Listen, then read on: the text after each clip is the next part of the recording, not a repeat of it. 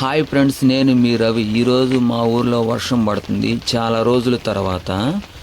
జూన్లో పడలేదు, జూలైలో పడలేదు, ఫైనలీ ఆగస్టులో అయితే పడుతుంది. ఆగస్టు 24న వర్షం పడుతుంది. ఈరోజు వర్షం లేక చిన్నపిల్లలు చాలామంది బాగా ఇబ్బంది పడ్డారు. రైతులు కూడా ఇయర్కి పొలాలు దున్ని విత్తనాలు వేయాల్సింది, ఇంకా వేయలేదు. మా ఏరియా అన్ని మెట్ట పొలాలు.